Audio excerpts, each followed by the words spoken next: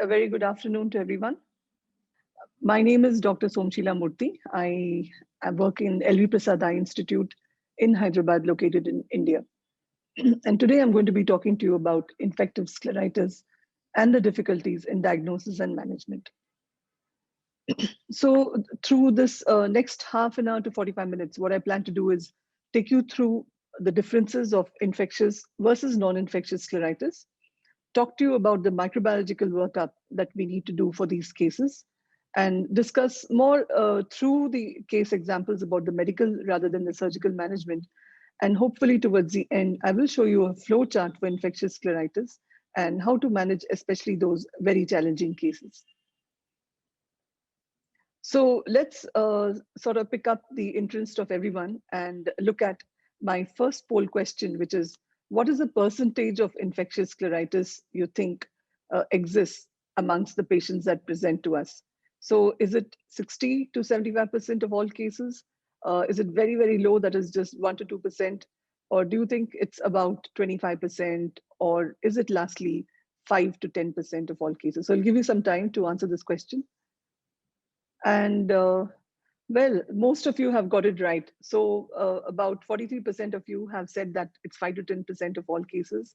And then the next is followed by 25%, which about 29% of you thought that that is the situation. And a few of you have also thought it's either very common, that is 60 to 75%, or it is very uncommon, that is 1 to 2%. So the correct answer is that infectious scleritis accounts for about 5 to 10% of all cases. But it would also depend on what kind of practice you're in and what kind of cases come to you. So for example, if you're working in a center which is located in, say, in a rural center, especially in India, then you might more likely see more of infectious causes, as opposed to if you're in a tertiary care center where a lot of patients get referred to you, then you're much more likely to see immune-mediated scleritis. But in the general population, immune-mediated scleritis is much more common. Maybe about 80 to 90% of patients that you see would be immune-mediated scleritis, and only 5 to 10% would be due to infectious scleritis. So what is infectious scleritis? It's basically, you know, that scleritis itself is a very painful, destructive, and inflammatory condition of the sclera. Infectious scleritis accounts for about 4 to 18% even of cases, especially if you're in a particular area where you have a lot of trauma. The initial clinical presentation of infectious scleritis could be similar to autoimmune. And that's the problem here, that a lot of cases of infectious scleritis initially may get diagnosed as autoimmune scleritis. So therefore, we have to differentiate between the two, because the treatment is obviously diametrically opposite. And for that, we need to have relevant laboratory investigations. So there was a question that was asked, what are the associations or what are the clinical features that are sort of quintessential or very, very pathognomic for infectious scleritis? I would say that if you have a patient with scleritis where there are purulent exudates, as you can see in this example, as well as with scleral or conjunctival ulcer, this patient has both, and has visible pus points or scleral abscesses, as you can see in this slough and these scleral abscesses that are there in this patient. And lastly, if you have a patient with scleritis, but there's also hypopyon. So these are some of the features I would quintessentially account for as infectious scleritis rather than immune mediated. And this is another example where there are multiple pus points. So this is also very characteristic of an infectious etiology. Otherwise, clinical features would be very similar in terms of very severe pain and congestion of the sclera. But when you have these features, you can think of it as infectious scleritis. So how does this infection get transmitted to the scleral tissues? It could be an exogenous source, which means, for example, after cataract surgery, especially after small incision cataract surgery, the reason being that the conjunctiva is exposed off the sclera. There's a wider area of sclera that is exposed here. And we also apply cautery to the sclera, so we kind of weaken the sclera. So the barriers are kind of broken here, as well as after pterygium surgery for similar reasons, because we bare the sclera, and also noted after pars plana vitrectomy. In the case of trauma is a frequent cause after which we see infectious scleritis, especially trauma due to vegetative matter or in road traffic accidents or any contamination by mud, soil, etc. The second way in which you could have an exogenous source, but but from the eye itself, could be from the contiguous ocular structures. So have a patient, as you can see in this example here, this patient has undergone pterygium surgery as well as developed infectious scleritis and keratitis. This is another case which primarily started off as infectious keratitis, and you can see a pus pocket over here. So this patient has the same infection which has gone in from the adjacent area. It later on turned out to be acanthamoeba. You can make out the ring infiltrate in this patient. So this is yet another patient where there is keratitis as well as very severe kind of a scleritis for this patient.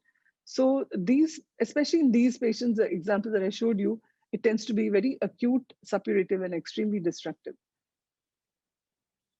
So the second way in which you could develop an infectious scleritis is an endogenous route. So in this case, in this scenario, it is actually more difficult to differentiate between immune-mediated scleritis because the mimicry is very similar. Because you don't have any history of trauma, there's nothing that you can attribute to which the patient would have got exposed to an infectious agent. So one finally the patient walks in with symptoms and with a very red eye, and which could be diffuse or a nodular or necrotizing kind of scleritis. And these patients have more frequent association with systemic disease, such as tuberculosis or syphilis, or certain other infections such as Hansen's, etc. So sometimes it's very difficult to differentiate between immune-mediated and infective scleritis. So in this particular example, you have a patient coming in with diffuse anterior scleritis, and there is this typical sort of a scleral hue. So you can see the uveal tissue through it. And the reason for that is because there's thinning because of the past episode that the patient may have had. So here, because it's diffuse, it may be bilateral also. It is easy enough for us to diagnose this patient as having non-infectious or immune-mediated scleritis. So this is typically a patient of diffuse anterior scleritis. Now, the second patient walks into our clinic with peripheral corneal infiltration, also has a sort of a ciliary staphyloma formation. Seen in close-up, you can see that there's a large area of ciliary staphyloma and gives symptoms and signs suggestive of scleritis. Again, here it is not difficult for us to diagnose that the patient has immune-mediated scleritis, which is scleromalacia perfrans, very often associated with rheumatoid arthritis. So the first and second example are straightforward because either this particular patient has rheumatoid arthritis or the previous patient had a bilateral disease. So you know it's immune mediated. But how about this patient? So this patient has a lesion which it looks like ischemic, very rounded, but it's very flat also. There is some amount of tissue breakdown. And again, the patient doesn't really have history of trauma and there is no history of anything falling into the eye. So what does this patient have? Could it be infectious? So this particular patient, we have to investigate, look for systemic causes. And in this particular patient, there was a high evidence of the patient having pulmonary tuberculosis. So we sort of assigned a diagnosis of infectious scleritis due to mycobacterial etiology for this patient. So it's not that we found any live organisms in this lesion, but because of the systemic association, that's the diagnosis we had. So it's a case of necrotizing scleritis of infectious etiology with an endogenous route. So sometimes even having a patient with a large nodular scleritis like this one, it's a little touch and go. Is this infectious or immune mediated? Because there is this yellowish looking area or a whitish looking nodule as well. So this is immune mediated, all right. This mimicry you have is because here also there is a lot of inflammation and there is ischemic necrosis and the cells are just accumulating and dying. So sometimes even a nodular scleritis may resemble an infectious scleritis. So let us go through some cases that I have. All of them are various manifestations in which you can have infectious scleritis. The first one is a 45-year-old agricultural worker, and he has history of mud falling into his eye just 5 days prior to when he came to us. He had extreme discomfort, unable to open his eyes well, and we went ahead. We couldn't localize any obvious area, any obvious focus. So what we did is we had to do a 360 sort of a peritomy for this patient and explored the conjunctiva, took scrapings from these areas. So subsequently, after 4 weeks, we got Pseudomonas aeruginosa from the first specimen, and the rest of the conjunctiva looked better, but these focal areas looked extremely ischemic and also looked unhealthy. So at this point, we thought that maybe the infection is over and the patient now has immune-mediated manifestation, and we started the patient on oral steroids. But what happened is a month later, the patient came back again with collection of what looked like almost a fluid or pus in this area. So this is because the scleral tissues are very loose, so you can have accumulation of fluid collecting in these areas. So what had happened is subsequently we again opened up this site and excised the purulent material from that area, and finally the patient improved. So this was a case of a trauma with mud falling into the eye. The patient developed Pseudomonas aeruginosa scleritis. Initially did okay, but subsequently had relapse of the same problem and ultimately recovered. But it took 3 months for that. Another patient that we had presented to us with history, sudden onset of decreased vision, as well as within a few hours getting an inflammatory picture. While he was chopping wood, there was a piece of wood that fell and hit his eye. So initially we could not find localize any area of an abscess. So his pressure was high. The B scan showed shallow choroidals due to the trauma. What we did again was we had to go in and debride the focal area, which we thought looked like the infection. The first culture that we got was which showed Corynebacterium stracium, which is a bacteria. But this bacteria is also typically seen as a normal commensal. So we weren't very sure if that was the actual etiology. But anyway, we treated the patient on antibiotics. And however, there was not much response for this patient. You can see that there's even more necrosis, even more tissue destruction that's happening. So just by chance alone, the same patient developed another site through which there was exudative material and breakdown of the tissue. So we decided to go ahead and take scrapings from this site. And when we did that, finally, the diagnosis for this patient turned out to be fungal scleritis. So what we believe is that this patient had fungal scleritis all along, and Corynebacterium that we got from microbiology was probably just a contaminant or due to the commensals in the eye. And once we started the patient on natamycin eye drops, as well as oral ketoconazole, the patient rapidly improved, and we had a very good recovery for this particular patient. So what we have noted is that when we have ability to rapidly detect the infectious agent, we actually have a much better outcome. But when there's a delay in diagnosis, then we are usually likely to have a poor outcome. So this is a patient who underwent pars plana vitrectomy. He had a dislocated lens. A few weeks after the surgery, he developed symptoms and signs suggestive of scleritis. So initially, he was diagnosed as post-surgical necrotizing scleritis, but but there was no improvement despite using high-dose corticosteroids for this patient. So when we carefully inspected the sclerotomy sites, you can see this debris or this collection of material at the base of the site, and this is what we sent for scraping. And we found that it revealed nocardia. So this was a patient with nocardia scleritis. Luckily for us, the patient improved very well when we started the patient on amikacin eye drops. Sometimes it's not bacteria or fungus alone, but you can also have viral causes. So here, this patient presented with a 2-month history of pain and redness. At the onset, he said that he had lesion on his forehead or pustules on his forehead. And when we examined the patient, we could see a focal area of scleral inflammation. And what you can see on the cornea are sort of rounded and irregular looking lesions, as highlighted here. So this was, we did a OCT of this site. So an anterior segment OCT was done. So what the scan shows is that there is a lot of scleral thickening.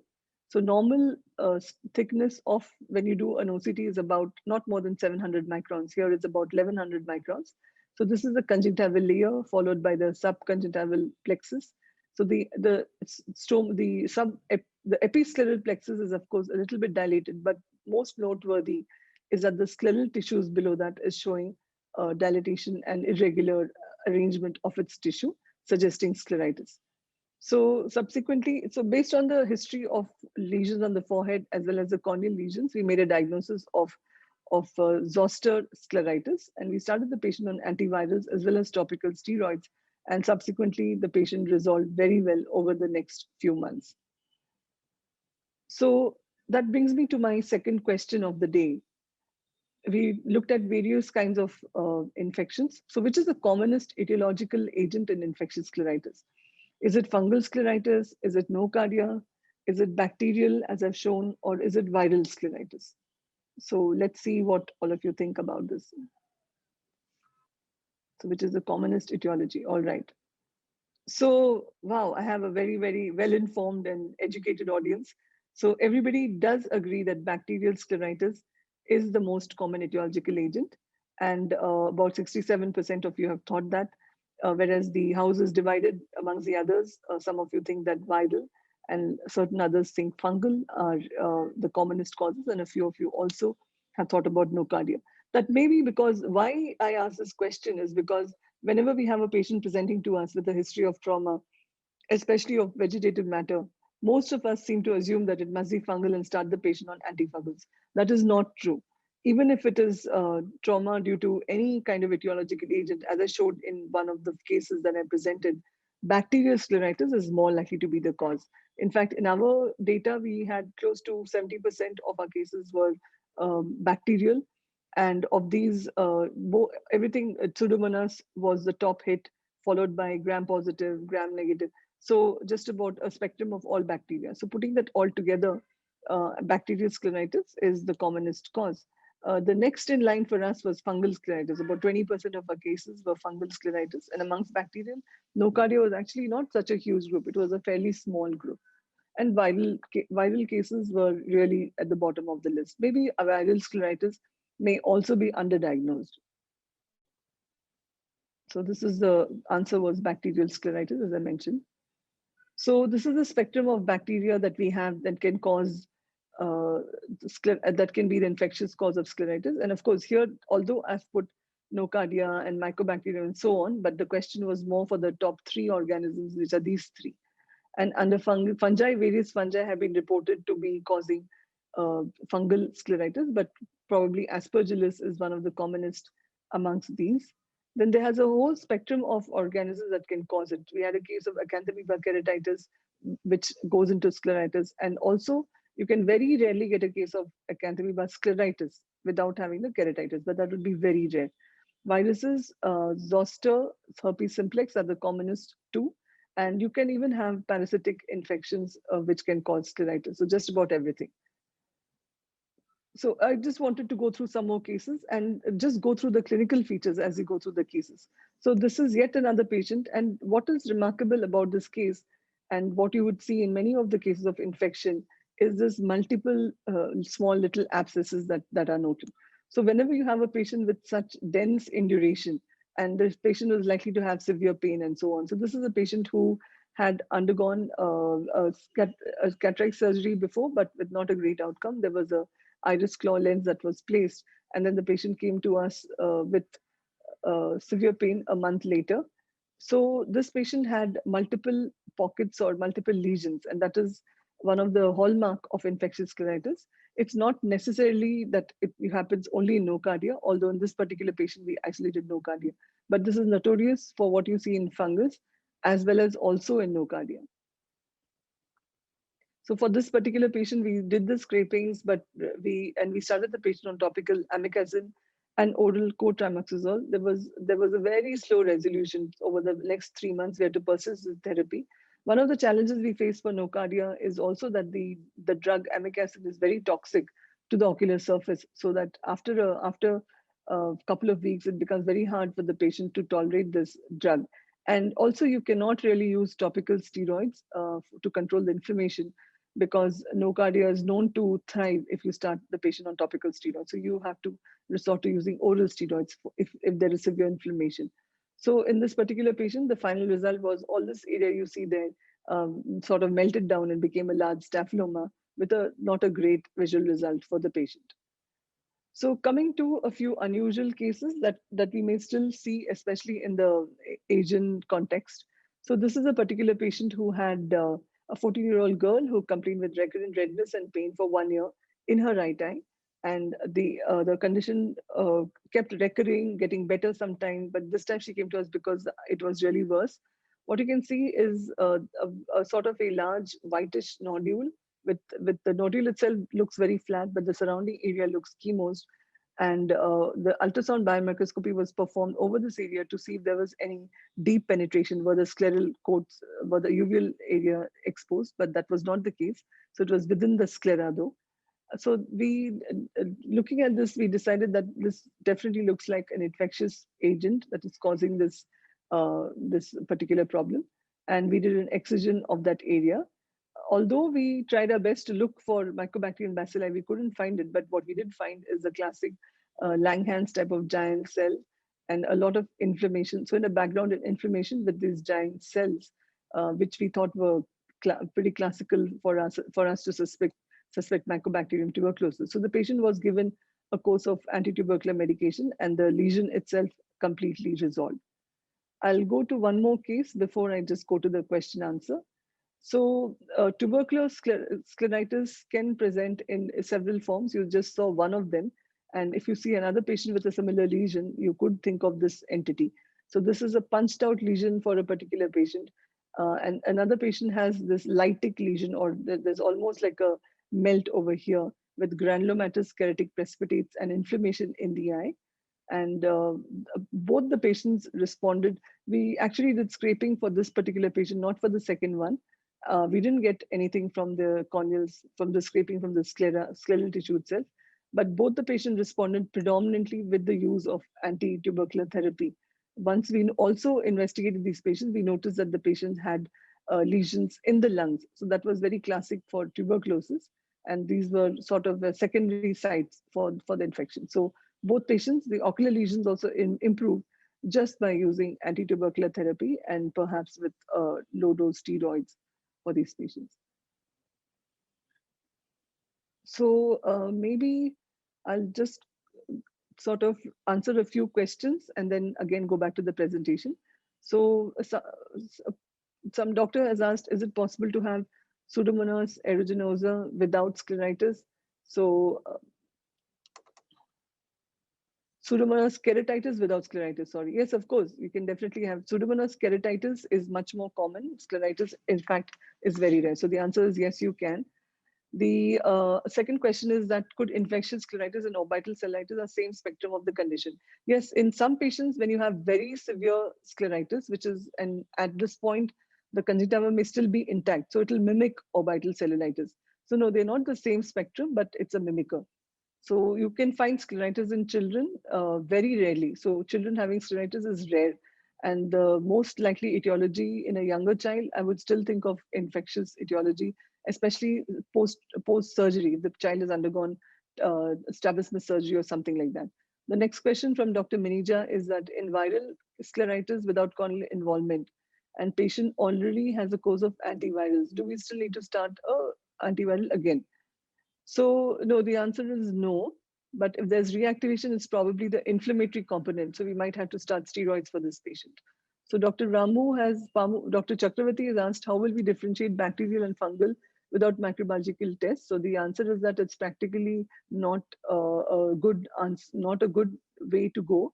As in, we must have microbiological tests before we differentiate that. And only if you're in a place where there's no access to microbiology can you sort of do a trial and error method and look at some of the clinical features, but it's very difficult. So literally, or unless the patient has no other place to go, but you should at least refer the patient to a center where they can do microbiology. So do you do scleral biopsy all the time? I've been asked by Mamori. The answer is that yes, all patients that I have where I suspect infection, I always do a scleral biopsy. It minimally would at least involve scraping from that tissue if there's an area which is ulcerated or necrotic, and I can see that at the slit lamp. But most of the patients, we take them to the OR. So this is a very important question that has been asked, that the best way to diagnose what is the infection is to do a scleral biopsy, because without that, we won't have proper microbiology and we can't treat the patient. Every single time you treat the patient with the appropriate antibiotic or antimicrobial, you're more likely to achieve success.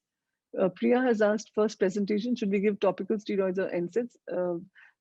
Actually, neither, because unless you're very sure about the diagnosis, you should not give topical steroids. If you think that it's infection, don't give topical steroids. Start the patient on antibiotics, and orally you can give either oral pain relieving medication, or even oral steroids if it's very severe.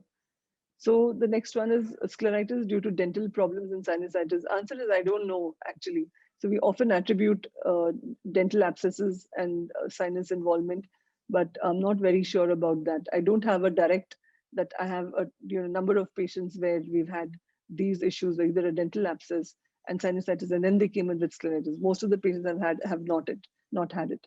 So Ivan Chung has asked, do you start oral Vizolone for tubercular scleritis after initiation of anti-TB? So this exact slide that I have out here open for you, in these two patients, we did not start oral steroids. But you will also have a sort of a scleritis, which is due to hypersensitivity reaction. And those patients, we may start oral steroids. So it's a case-to-case answer. Similar question, so I've answered that already. It's a case-to-case whether to start steroids for tubercular scleritis. And blood investigation, the recurrent scleritis, if it's infectious, only then. So if it's not infectious, Priya, I think we'll not answer it. If you're thinking of immune mediated, then we'll just sort of leave that for another session. So Dr. Helen has asked tuberculosis and scleritis granulomatous uveitis. Same question, I think. So the answer is that, Helen, that we typically try to avoid using oral and topical steroids if you're suspecting infection. But in tuberculosis, if it's the hypersensitivity reaction of tuberculosis, then we can use steroids. But if it is like these two examples, if it's the suppurative kind of infectious looking tuberculosis, then we avoid steroids. So I'll answer the next 4 questions and go back to the presentation for a short while. So Prima Vita has asked, in which scleritis cases do we need surgical intervention?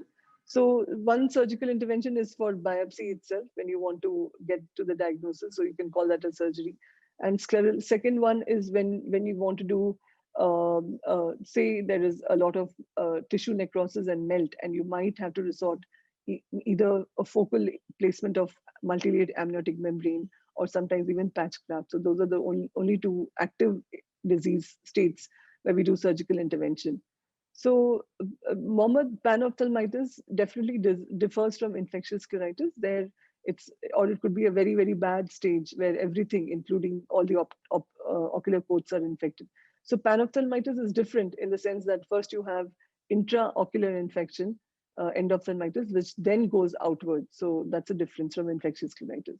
Dr. Anand has asked how to treat the patient of fungal scleritis with rheumatoid arthritis. So local therapy has to go. Systemic treatment for rheumatoid arthritis will continue. If you're aggressive with the local therapy, then you will get a response. You don't have to withhold most of the systemic medications, including steroids. You don't have to withhold them. The next question is TB scleritis an inflammatory response or a secondary? So I just kind of answered that. So in about 90% of TB scleritis, it's an inflammatory response. In about 10%, it's an actual secondary infective focus. So what about the use of topical steroids in the case of infectious scleritis?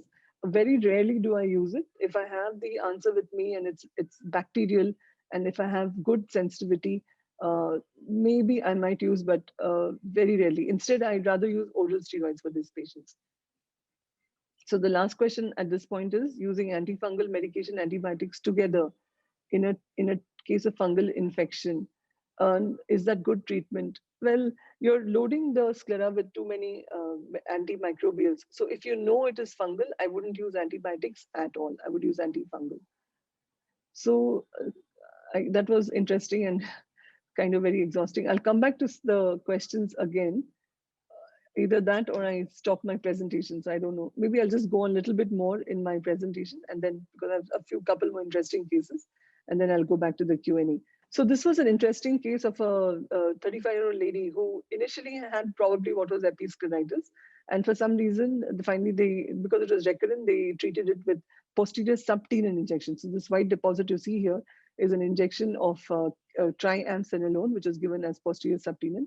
Unfortunately, the patient developed a secondary bacterial infection after that. We're lucky it was not fungus. So we did scleral biopsy, we excised. So one more indication for surgery could be something like this. So we excised the posterior subtenon depot that was given.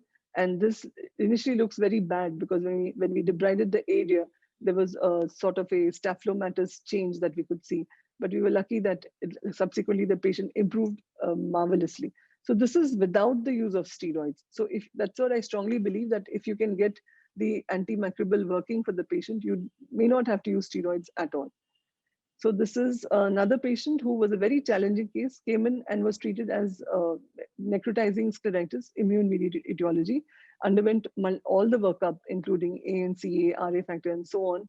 And we started the patient on oral steroids. We also gave cyclophosphamide.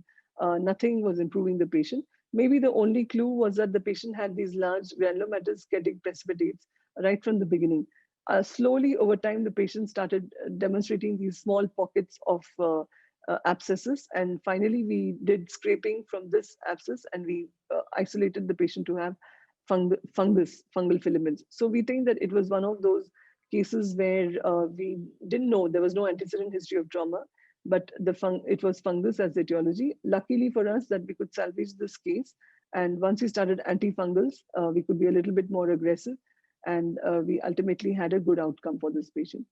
So some rare cases where you may or may not see them, but in the Asian, at least in India, you might see these patients still. So this was a patient who was known case of Hansen's disease. You can make out by his ear pinna being thickened and this classic leonine facies that the patient has. And he presented to us with this scleral nodule over here. So we excised that nodule because it also was tectonically not supporting the eye. We had to do a patch graft in this area. And we could see that under histopath that this was teeming with leprae bacilli. So we can also once in a while have such remarkable cases. So I'm coming to the very last part of my presentation. We'll be done in another 5 to 7 minutes, where I'm going to take you through a flow chart, which will quickly summarize this dilemma of how to proceed and some of the questions where we answered with this. So I'm not going to discuss immune mediated. So when you think of scleritis and you're dividing them as immune mediated versus infectious, so we know that these are all the criteria for immune mediated and what we need to do, systemic workup and so on. But that we're not going to talk about. So coming about infectious. So the top 4 points that I need to highlight again is that there would be if there is history of trauma or surgery, there are nodules with pus points, either single or multifocal. There's ulcerated conjunctiva and an underlying yellowish hue. So that is the second point. The third point would be that there's mucopurulent discharge or a presence of other foci such as in keratitis or keratic precipitates or hypopyon. So these are the 3 points that make me think first about infectious scleritis. And the last point is that a patient walks in having what we label as immune-mediated scleritis, and there's initial response to corticosteroids, or there is no response to corticosteroids. There is even worsening when we start steroids. So that was one of the examples that I showed you where the patient had fungal scleritis. We even gave cyclophosphamide to that patient. So these are the 4 clues for me that this is infectious scleritis. So what do I do next? The next step for me is to the workup. That means it includes microbiology. So as I mentioned that I usually do a scleral biopsy, but in some cases you can also do a scleral scraping from that infected area and send to the microbiology for bacteria, fungus, also for atypical mycobacterium and nocardia. So we cover most of the organisms here. Now, once we send this to microbiology, what are the possibilities? So either we can get, we are very lucky and right in the first shot, we get some etiological agent, could be bacterial, fungal. So we start the specific therapy based on what it is. If it's nocardia, it's amikacin. If it's fungal, it can be natamycin or voriconazole eye drops and so on. What if it is microbiologically negative? So in these cases, most of the time, the protocol we follow here is to start the patient on antibiotics, which would be very intense. So 1 hourly antibiotics, which would cover all gram positives as well as negatives. So this could be a combination. So we could start the patient on fortified vancomycin with tobramycin or amikacin eye drops initially. So again, there could be 2 possibilities here. The patient could either get better, which would be great. So we just continue our therapy. We know we're on the right track. Or the patient would get worse, so or not better. So the patient gets worse, then what do we do? So we at least wait for 48 hours or maybe 1 more day, 3 days from the initial scraping and see that there is no clinical response. And then at that point, usually I repeat the scleral biopsy for these patients. And I do that and also do a debridement. So this time I would go a little bit further. I would also make sure that I send tissue to histopathology, because sometimes it's easier to isolate fungal filaments from histopathology rather than from microbiology, where it may not grow. And I would test for pan-fungal as well as eubacterial genomes. So that would at least tell me that whether it is fungus or bacteria. And lastly, also, I would try to rule out viruses such as HSV and VZV. Now, note that this is not for each and every case. It is also a little bit modified. This treatment is modified based on the clinical features that the patient has. So now we have done that. We worked up for microbiology. It was negative. We started empirical antibiotics. It was still no use. Then the patient was worsening. So we repeated this. We sent for tests. And then what happens? So what could happen is that we could have 5 scenarios that could happen. So the repeat microbiology is still negative. So we review our case. There's no history of trauma or surgery. The patient majorly has pain, and so there aren't any pus pointing lesions and so on. It's a diffuse lesion. So here we revise our diagnosis that we initially thought it's infection, but maybe it was immune mediated after all. So here I would do a complete immunological workup for the patient. Typically for me, that includes doing ANCA testing, RA testing, as well as look at ANA and other parameters. And I would consider starting the patient on corticosteroids. So this is the kind of patient who does not have pus pointing lesions and so on. And I would follow up closely as well. So your second scenario would be that, yes, the repeat microbiology is still negative, but what is the clinical symptomatology? It's a very chronic kind of a slow course. Again, patient has no history of trauma or surgery. Maybe there's history of COX contact.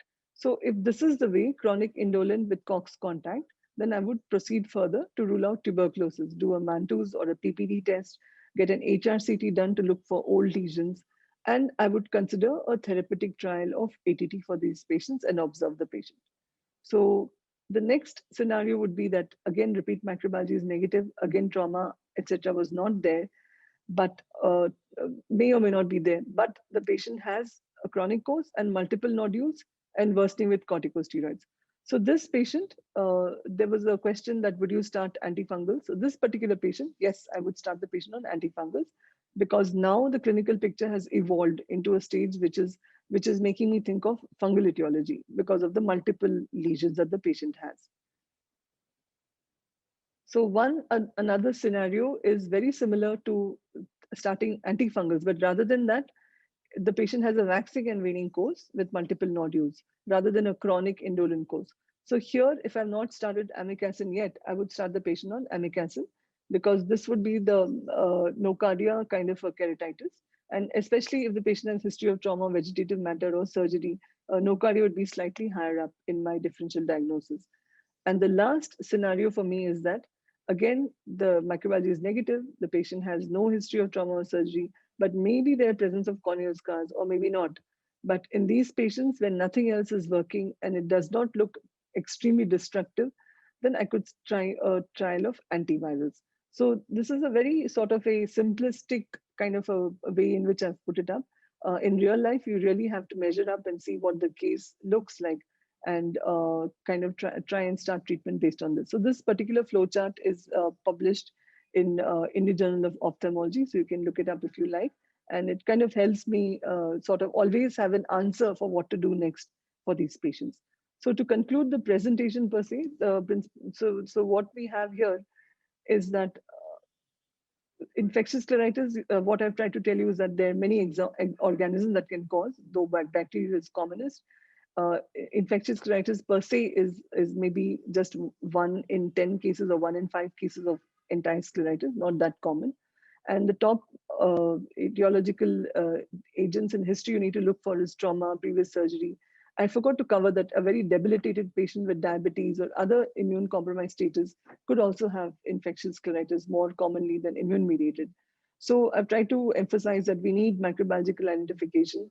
We may have to do surgical debridement, and then also to tell you that if you're on track with the correct antimicrobial, you will most of the time achieve success for these patients. I'll stop sharing and go on to answer some of the pending questions that are there. Yeah, so it's a very good question from Wayne Loon. How to perform scleral biopsy in a thinning melting sclera? Is scraping giving similar results as biopsy? So scraping in the clinic does not give similar results because the organisms are deeply located and conjunctiva is on top. So you really need to excise the conjunctiva and go to the progressing edge of the infection. So we very often we miss it if you don't do that. And in case of thinning, yes, it's a challenge. It's very difficult and sometimes even dangerous to do it in case of thinning. So again, the idea is to open up the conjunctiva adjacent to the thinning and try to get at the tissue over there. So that's the best way that I would do it. Saiful has asked, what medication do you use for fungal scleritis? So I always use natamycin eye drops as my first line of therapy, and oral ketoconazole or itraconazole, typically 100 milligrams twice a day, and natamycin eye drops is every 1 hourly. I also use voriconazole in case if I have aspergillus more frequently, and start that as well as 1 hourly. And if I have a very affording patient, then I start the patient on oral voriconazole, which works very well, but is very expensive for our patients. Terence has asked how to do proper scleral biopsy. If you do a scleral biopsy, which is in the superficial tissues and not go very deep, it does not cause perforation. But sometimes the sclera itself may be very thinned out by the disease. So you have to be very careful and not explore too deep also. So it's kind of, I'm saying do this, but don't do this. But it's based on the case that you see in front of you. So the idea is to be aggressive enough to get at the etiology, but not to damage the tissue. Thanks, Priya. She says that she had lots of take-home points. So thanks for joining us. Uh, Somebody has asked that in case of the posterior subtenon injection scleritis, how did you treat this patient? In general, when will you give oral anti, etc., etc. So in case of that posterior subtenon, we excise that subtenon depot of injection. And we also had those lesions, those purinal lesions, which we sampled. And we got a bacterial infection. I think it was gram positive. I forgot exactly what. So we started the patient on intensive antibiotics, and that particular patient improved. And oral antibiotics for all cases of scleritis, it's good to give oral antibiotics or antifungals because the penetration of the agent through the topical route is not as great as in cornea, and the penetration through oral route is pretty good. So most of the patients with bacterial, I start them on oral ciprofloxacin as well. The next question is, what is the aim or goal of treatment and follow-up of patients? So yeah, there are three questions in this. So the aim or goal of treatment is definitely to improve, to get rid of the infection, and of course to preserve the eye, as well as to visually rehabilitate the patient. So we should also in the initial part we should follow them up very intensively, like every 48 hours or so. Once they get stable, then we can stretch out the follow-ups to a week, once a week, and so on. And once the active part of the disease is over, then we can think of challenges such as if there's a very thinned out sclera, do we need to do a patch graft to prevent perforation and so on. The next question by Omar is that, are we afraid of spread of infection due to scraping? No, that doesn't really happen because we do it only in a focal area, and we leave the conjunctiva bare over that so that the antibiotics or the antifungals will penetrate. What are the alternatives for scleral graft? So you can use amniotic membrane graft, especially multi-layer amniotic membrane graft is a good alternative. Many others have been described in literature, but you can use corneal tissue, of course. It doesn't have to be sclera on sclera. Corneal tissue, scleral tissue, and amniotic membrane. Tenon's patch graft, if it's a very tiny area of infection, but Tenon's is from the same eye. So technically you're taking infected tissue from an infected eye. So it's sort of is counterproductive. So my resort is usually amniotic membrane. Omar has asked again, FBC can help. I'm not sure what is FBC, sorry. So general antibiotic or antifungal. Systemic, you can use antibiotic or antifungal based on the case. Amanda has asked, if patient with history of surgery, how can we differentiate between infectious and sins? A very important question. In fact, a couple of patients that I presented actually were initially diagnosed as surgically induced necrotizing scleritis. So I guess sometimes it's a little difficult if you don't have localization of the infection. We may think that it's sins, but sins is much more rare actually. So sometimes you make a mistake on one side and then you have to reverse your diagnosis. So there's no correct answer for that. Eka has, thank you Eka for your acknowledgement. And since you come from an endemic country for tuberculosis, just like ours, do I need to perform my acid-fast bacilli staining? No, you don't need to perform it routinely. Despite TB being endemic, live bacteria in scleritis is very, very rare. That's number one. Second is that it may be very difficult to get that unless it's teeming with, unless there are multiple bacilli. So uh, you have to do it when you suspect a case of mycobacteria. Then yes, then you have to ask them to do acid fast bacilli also. So based on very chronic indolent history and so on. So what is the visual prognosis of the treatment for infectious scleritis? The visual prognosis is usually very good. That's the reason why we should work towards getting rid of the infection. So that's why we need to be a little aggressive about repeated biopsies. When I say aggressive, I don't mean that the actual biopsy tissue removal is aggressive. I'm saying that we should do it early in that way. So how many times permitted? As many times as you see an abscess. It is just like what we learned in general medicine or general surgery. Any abscess that is there needs to be drained. You need to remove the pus, remove the dead tissue. Otherwise, live tissue will not come back. Of course, this is the eye, so you can't just remove the sclera. It has to be done very judiciously. Thanks, Tulika, for your compliment. So, role of depot injections. Amrita, I've not used depot injections of antibiotics. Not so sure if there is any role. Some patients have irrigated the infection while on table with the antibiotics and so on.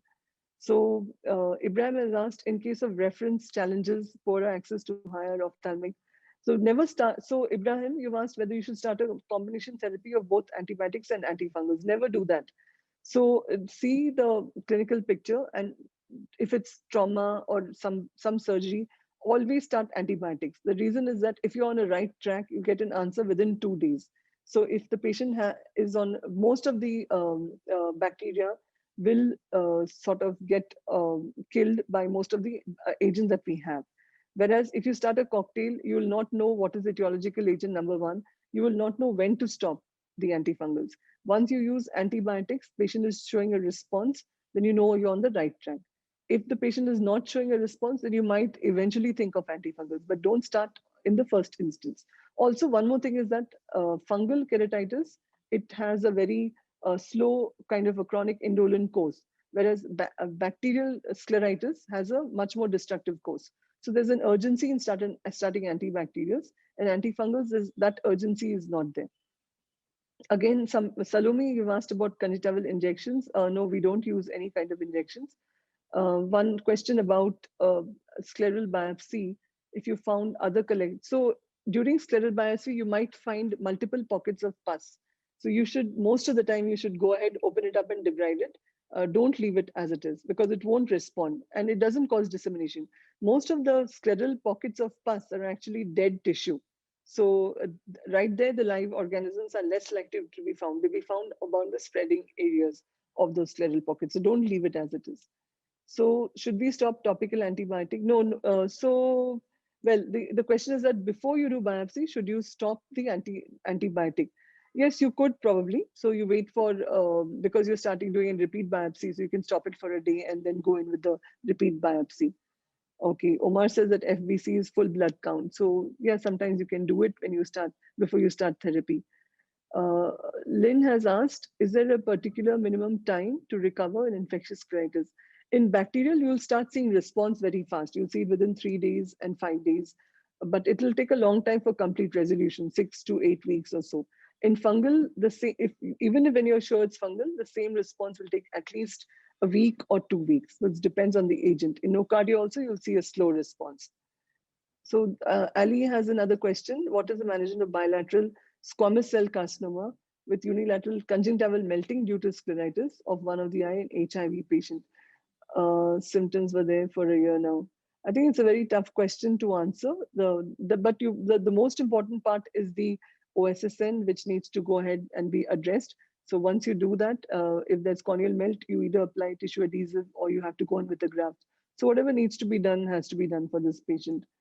Uh, how do you deal with infectious scleritis, getting infected with COVID-19, and what protocol should be there? So we actually had a case like that. The patient during COVID-19 infection was discharged and then came to us with infectious scleritis. So the protocol has to be, in terms of us examining the patients, we use PPE, of course, what is required. But in terms of the protocol for treating the patient, it's going to be just the same. Maybe we just watch out for especially if the patient was recently treated with corticosteroids, which they received during the treatment for COVID-19. So it's the same protocol. Is it advised to start antibiotics while investigation is ongoing? Yes, definitely. So when we have the patient waiting to go in for any therapy or investigation, when we are suspecting infectious scleritis, start the patient on intensive antimicrobials, broad spectrum antibiotics to cover both gram-positive and negative. So the next question is, how long do you treat fungal scleritis? Typically, Helen, at least for a month beyond what we see as resolution, sometimes even more. So the answer would be at least 3 months. Sometimes we've noted that when you stop treatment, they might come back with lesions. So the minimum therapy, I think, is at least 3 months. So another question is, in the case of scleral abscess that already spread into end-off or pan-off, do we need to do aggressive therapy? Or so that is case to case. I think that in all pan-off, I think the game is lost. There's no point to do globe salvation procedures. We just have to be practical and perform either evisceration or enucleation immediately. Oral antibiotics for only for 2 weeks, Helen, that's typically what we use for most of the patients. And Amrita has asked, have you seen any scleritis? I saw one patient very recently. So she's asked, have you seen scleritis during COVID-19? You mean because of, right? Otherwise, we keep saying scleritis all the time. But with COVID-19 infection, I've seen one case. How often in your practice with infectious posterior scleritis? What is the typical sign? So very few cases of where you can classically say infectious posterior scleritis, and these patients would have more symptomatology than the immune-mediated posterior scleritis, and they would also have a retinal abscess kind of a view, kind of a picture, necrotic retina and so on at that site. So only then you can suspect that. Or if you have a patient which initially we diagnosed as a nodular posterior scleritis, and all the workup is done, and we start the patient on steroids, but there's no improvement, that's when we suspect infectious cause, and we have gone in and done a biopsy, and it turned out to be infectious. These are very difficult cases. So Anand has asked, any antibacterial or antifungal medication causing scleral toxicity? So amikacin very routinely causes ocular surface toxicity. So does any of the medication that we use at 1 hour can cause that. I'm not aware if anything specifically causes scleral toxicity, but ocular surface toxicity is seen with all of them. So thank you, Rola. She's talked about the outflow chart that I showed you. It is published in the November issue last year of Indian Journal of Ophthalmology. So you can access it from the Indian Journal of Ophthalmology. Just type my name and scleritis and you'll probably get it out. So Omar has asked about non-steroidal anti-inflammatory. Yes, I guess you could use it. But most of the time, what I've noticed is that if it's well-treated bacterial and there's still some inflammation, you can use topical steroids to rapidly control the inflammation. And in fungal scleritis, yes, you could probably use non-steroidal. I've no objection to using it. I personally don't use it much. So how can you differentiate infectious from non-infectious? That was the crux of the talk today.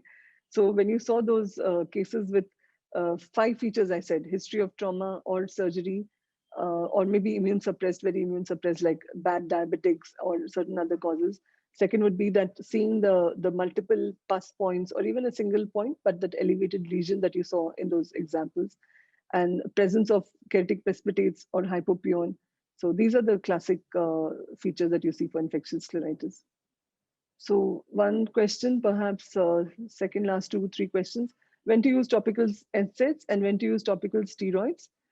Typically, I can recommend that you can use topical NSAIDs if you have a patient with fungal scleritis with a lot of inflammation, because you don't want to use topical steroids in these patients. Whereas on the other hand, if you have patients with bacterial scleritis and most of the infection is now under control, then you could use topical steroids to decrease the inflammation. But what I've noticed is that typically you don't need to use much of these agents. If you're able to control the infection, the inflammation automatically dies down.